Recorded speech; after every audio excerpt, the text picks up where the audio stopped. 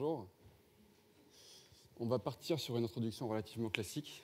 Je suis dessus depuis 7 h du mat, mais j'ai rien trouvé de mieux, donc commençons par un chiffre. Ça va bien se passer. Ce chiffre, c'est 2 milliards d'euros. Donc c'est d'une part un montant qu'on aimerait tous avoir sur notre livret A, mais c'est malheureusement aussi le montant des invendus en France dans la grande distribution chaque année. Au niveau global, on estime qu'un tiers de la production est perdu à différents maillons de la chaîne, ce qu'on appelle du champ à l'assiette. Alors je ne sais pas pour vous, mais moi ces chiffres, ils me choquent. Ils me choquent, et quand on en a pris conscience il y a maintenant 3 ans, avec mon associé Baptiste, on s'est dit que quelque part on marchait sur la tête et qu'il était temps de remettre un petit peu de bon sens dans tout ça.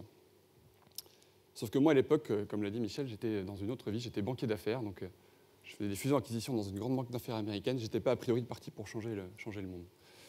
Mais bon, néanmoins, à la fois ce constat du gaspillage d'un côté, et puis de l'autre, la volonté de donner plus de sens à mes compétences, à mon énergie au quotidien, ont fait que j'ai effectivement osé franchir le pas et passer de l'idée à l'action pour être au service d'une vision qui était de dire les déchets sont la matière première du XXIe siècle et il faut en réveiller le potentiel. Donc c'est comme ça qu'est né Phoenix, avec l'ambition de faire de la poubelle l'exception et de la deuxième vie des produits la règle, la norme systématique. Comment ça marche, Phoenix? Comment ça marche? C'est très simple. Il faut savoir que dans un grand magasin, tous les jours, il y a grosso modo entre 1 500 et 3 000 euros de marchandises qui partent à la poubelle pour plein de raisons.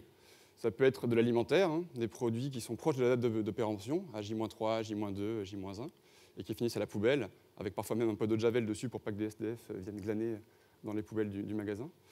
Ça peut être des produits d'hygiène qui ont un défaut de production mineur, un défaut d'étiquetage, une fin de promotion, tout ce qui est saisonnier aussi. Ça peut même aller jusqu'à des jeux de société qui sont des jeux encore neufs, encore emballés, mais qui sont des séries limitées. Par exemple, le Monopoly Euro 2012 ou le Cluedo Coupe du Monde 2014. Et donc, ils sont plus vendables, ils sont en train de moisir dans un entrepôt à Massy-Palaiseau, et le fabricant nous mandate pour les écouler. Et ce qu'on a fait, c'est qu'on les a donnés à des enfants dans les hôpitaux, des enfants malades. Et l'équation, en fait, est assez simple. L'équation économique qu'il y a derrière, c'est la suivante. Sans notre intervention, ces produits, ils sont détruits, ils sont jetés à la poubelle, ils sont incinérés, ils sont enfouis. Ça génère des coûts de destruction qui sont monstrueux. Cerise sur le gâteau, en plus, lorsque le donateur donne une deuxième vie à ses produits, dans diverses filières, mais notamment le don aux acteurs associatifs, la Croix-Rouge, les banques alimentaires, Emmaüs, le Secours populaire, ce don-là, il est défiscalisable. Donc il y a un double effet qui se coule, sur lequel nous, on surfe et ça donne le sourire à nos clients, c'est que d'une part, notre client réduit ses coûts de destruction, d'autre part, il reçoit un avantage fiscal lié au don en nature en ayant donné cette deuxième vie au produit.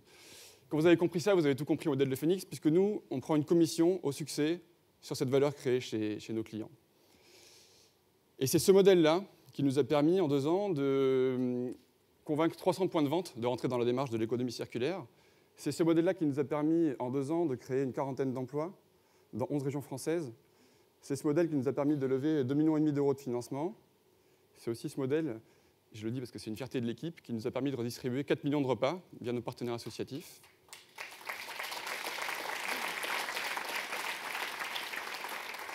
Et de sauver de la poubelle 3 000 tonnes de déchets. Donc il y a encore beaucoup de boulot, mais on est sur la bonne voie.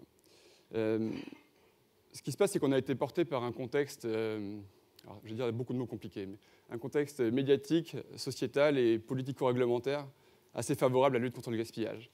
C'est un sujet qui en a l'air du temps, c'est un sujet qui plaît aux médias, c'est un sujet qui est assez consensuel aussi.